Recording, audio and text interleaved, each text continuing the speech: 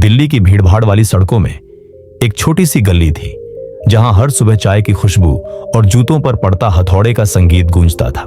वहीं पर एक टूटी सी झुग्गी के पास मोची रामलाल अपनी छोटी दुकान चलाता था, रामलाल शू रिपेयरिंग सेंटर। उसके साथ बैठा होता उसका 14 साल का बेटा आरव, दुबला पतला, सादे कपड़ों में, पर आंखों में कुछ अलग सी चमक लिए हुए। आरव हमेशा अपने पिता की मदद करता, लेकिन उसका मन कहीं और उड़ता था। कभी आसमान की ओर देखता जहां नीले बादल आराम से तैरते रहते, और फिर नीचे अपने गंदे हाथों को देखता।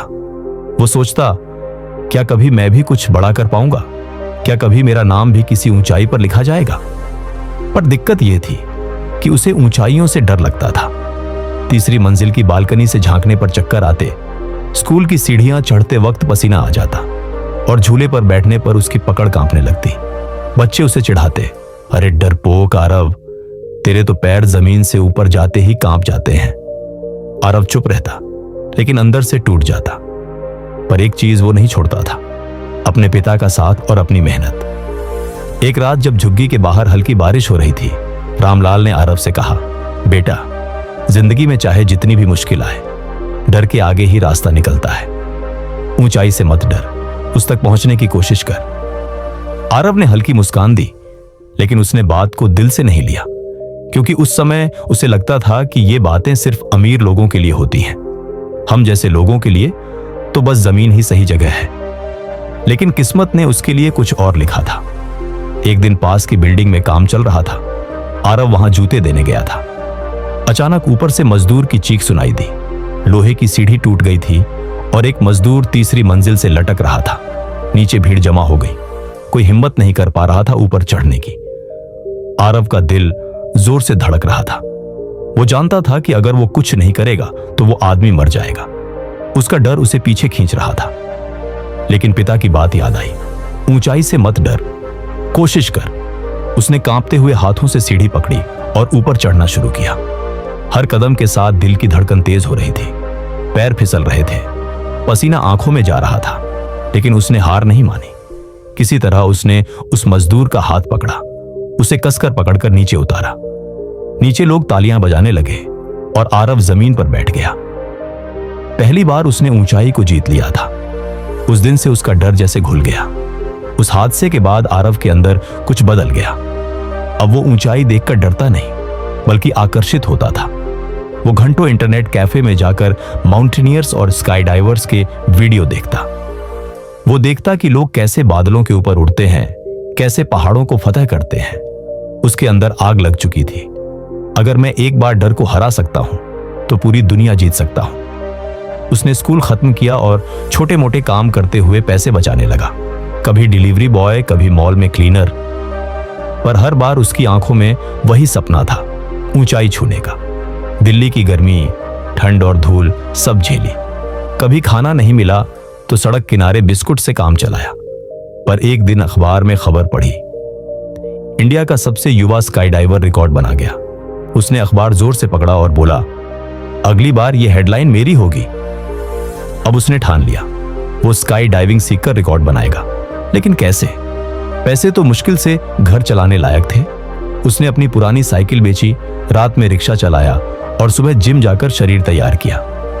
कभी किसी ने उसका मजाक उड़ाया, मोची का बेटा आसमान में उड़ेगा? सपना देखना छोड़ दे आरव। पर आरव ने जवाब नहीं दिया। वो जानता था कि जवाब शब्दों से नहीं, काम से देना है।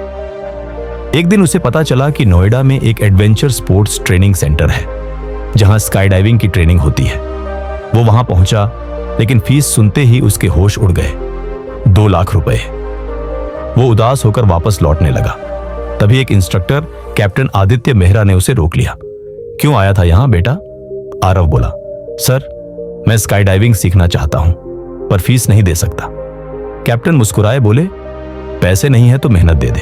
रोज यहां झाड़ू लगा, पैराशूट पैक कर और बाकी टाइम सीख। अगर दिल में सच्ची लगन है तो मैं सिखाऊंगा। आरव के चेहरे पर खुशी की लहर दौड़ गई। यही उसकी मेंटोर एनकाउंटर थी, हीरोज जर्नी का वो मोड़ जहां भाग्य का दरवाजा खुलता है। दिन रात मेहनत शुरू हुई। कभी झाड़ू लगाता, कभी पैराशूट फोल्ड करता, कभी लोगों के लिए चाय बनाता। लेकिन जैसे ही मौका मिलता वो अभ्यास करता, हवा में कूदने की तकनीक, बैलेंस, सांस पर नियंत्रण, हर चीज पर ध्यान देता। कई बार गिरा, चोटें आईं, पैर में मोच आई, लेकिन हर बार उठ खड़ा हुआ। कैप्टन आदित्य अक्सर कहते, ऊंचाई का डर शरीर में नहीं, दिमाग में होता है। उसे हरा दो, फिर पूरी दुनिया तुम्हारे नीचे होगी। धीरे धीरे वो बेसिक से एडवांस लेवल तक पहुंच गया। पहली बार 500 फीट की छलांग लगाई और जमीन पर उतरते ही उसका चेहरा जैसे चमक उठा। वो बोला, अब डर गया मुझसे डर खुद। 3 साल की मेहनत के बाद एक दिन उसने इंडियन स्काई डाइविंग एसोसिएशन में आवेदन दिया, highest jump by a civilian from Indian soil. कई लोगों ने कहा, तेरे जैसे मोची के बेटे को कौन रिकॉर्ड देगा, पर आरव ने सबको गलत साबित करने का फैसला किया।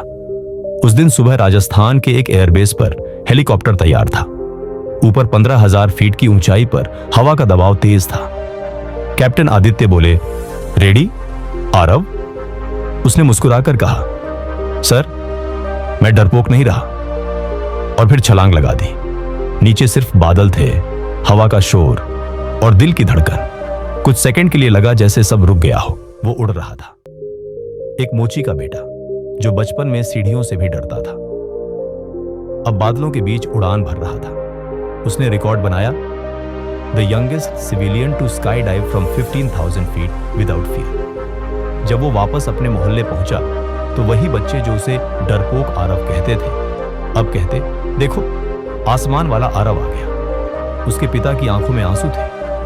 रामलाल ने उसे गले लगाया और कहा, बेटा आज तूने साबित कर दिया कि जो ऊंचाई से डरता था वही ऊंचाई पर राज करता है। आरव ने झुककर पिता के पैर छुए और बोला, अगर आपने मुझे डर से लड़ना नहीं सिखाया होता तो मैं उड़ना नहीं सीख पाता। रिकॉर्ड के बाद कई चैनल इंटरव्यू लेने आए। किसी ने पूछा, आरव तुम्हें डर नहीं लगा जब तुमने छलांग लगाई? वो मुस्कुराया और बोला, डर तो हमेशा लगता है, लेकिन मैं अब डर से नहीं, उसके साथ उड़ना सीख गया हूं। वो अब बच्चों को ट्रेनिंग देने लगा, खासकर गरीब इलाकों के लड़कों को जो अपने सपनों को पैसे के कारण छोड़ देते हैं। उसका एनजीओ का नाम था फ्लाई बियॉन्ड फियर। कई साल बाद आरव ने माउंट एवरेस्ट बेस कैंप तक चढ़ाई की। वहां खड़ा होकर उसने आसमान की ओर देखा और कहा, अब ऊंचाई मुझे डराती नहीं, ऊंचाई अब मेरा घर। उसके पिता की फोटो जेब में थी और उसने हवा में एक झंडा लहराया जिस पर लिखा था, never fear anything, never give up. Moral of the story, डर कोई बाधा नहीं, एक संकेत है कि वहीं तुम्हारी सबसे बड़ी जीत छिपी है। आरव ने हमें सिखाया कि किसी भी ऊंचाई तक पहुंचने के लिए जरूरी नहीं कि तुम्हारे पास पैसे हों, जरूरी है हिम्मत, लगन और कभी हार न मानने का जज्बा।